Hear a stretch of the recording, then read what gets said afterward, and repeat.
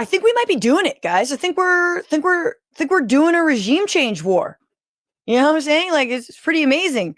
The anti-war, no more forever wars administration is on the precipice of doing a regime change in Venezuela. And it seems like that's what is about to happen. There are 15,000 troops in the Caribbean. Again, this is off the back of 20 boats being bombed by the U.S., 83 people killed, claiming that they're all narco terrorists, which there's been any kind of evidence of. There's now a bounty on President Nicolas Maduro's head and advertisements being put up around Venezuela like this: 50 million USD, dead or alive. Ah, bueno. Okay. Bueno. I'll try. I'll try to get him for you, Uncle Sam. Sorry. Like, now, just as a reminder, this is what was done to Saddam Hussein in, what was it, like, I don't know, I think it was right before the second Iraq war. $25 million for Hussein, $50 million for Maduro. So he should feel good, but also, like, inflation, people, the bounties that people are asking for these days are really, really high. Other things that have happened, the U.S. just designated the Cartel de los Soles a drug cartel. Now, the Cartel de los Soles is the Venezuelan military. So you cannot designate a military a cartel or a foreign terrorist organization, which they did. So again, all of this is insanity, insane lies. If you actually want a regime change in Venezuela, you would stop the sanctions on Venezuela. You would support efforts for democracy. You would, you would make sure that Venezuela doesn't feel backed into a corner. They can provide for their people. Their economy is super dollarized. It's based on the dollar. You would help create off ramps for that. And again, this is all very funny because this is an administration that hates immigrants, and especially immigrants from Venezuela. But you know how you're going to get more immigrants from Venezuela? By doing a regime change war. Where is Tulsi when we need her? Here's the point. Some people are being less cagey about why we need to topple Nicolas Maduro. This is a Florida congresswoman. It's Maria Salazar.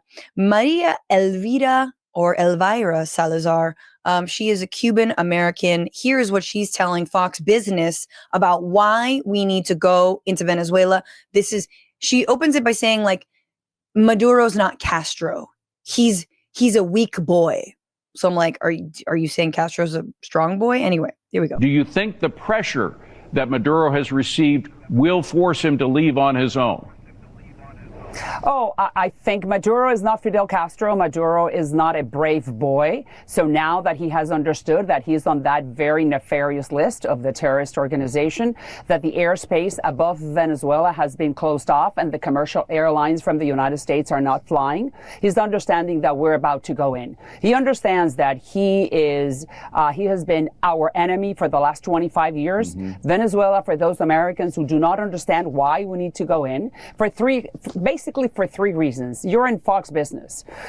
Venezuela, for the American oil companies, will be a field day because it will be more than $1 trillion in economic activity. American companies can go in and fix all the oil pipe, the whole oil rigs and everything that has to do with the Venezuelan petroleum companies, or everything that has to do with oil and the derivative. Thank you, Representative Salazar. Quick follow-up. Are you personally invested in any of the oil companies that would stand to gain from a regime change in Venezuela? Remember, Hugo Chavez came into power, and one of the first things he did was he nationalized Venezuelan oil production. And so many Venezuelans who left in that time happened to be very wealthy. They happened to come from wealthy families, and a lot of them happened to be like families that owned oil companies, and they were very pissed off because despite all of their attempts, and then they later tried to, topple Chavez, they were not able to do so. So a lot of them are like, hell yeah. And again, remember, she is Cuban. So they're like, Castro is dead. I mean, Fidel is dead. And so she's like, this is, Raul is dead as well, but like, let's do what we couldn't do in Cuba to Venezuela. And it's just so amazing to see like the distillation of like, oh, it's about money. It's about oil. Yeah. I don't know, whatever we're going to do with the population and whatever they want, democracy or whatever, but we're going to invade the country. Now, again, I'm someone who's deeply critical of Nicolas Maduro. I think he is a strong man. I think he's played his, inheriting the Bolivarian revolution from Chavez horribly. I think he's not done a good job at governing. But I would never be on the side of any kind of regime change in any country led by the United States. If you thought that maybe Salazar had some more points later on, no, she was like, number one, oil, and I'm getting rich. Number two, she said that Venezuela has been a launch pad for Iran, Hezbollah, and Hamas. And then said Cuba. And I'm like, okay, I guess Cuba, but Hezbollah? Okay, come on now. The point is, don't do it. This is stupid. What are we doing here? It's not going to be easy and people are going to die, but looks like every president wants their regime change war. I'll think of the very clever thing I had to say later. Oh, the point is they're also saying that Venezuela is bringing fentanyl. That's the thing, is that Nicolas Maduro is a drug leader because they like want to relive the Noriega moment. And he is bringing fentanyl into the United States, which he's not. Americans are bringing fentanyl into the United States. And he also like is running, like cocaine. It's like, no, none of those things are true. None of the drugs that you're talking about are coming in from Venezuela. So once again, it is all just like, it is the narco war, the immigrant war, and the, oil war all in one disgusting little moment. And if anyone watched the movie Avatar, which one of my faves, I like number 2. Okay. In the movie, they're veterans of the Venezuelan war. I love that detail. Hey, tough bush over in Venezuela. Do you guys remember that moment? Anyway, any Avatar fans? It's fine. You don't have to be.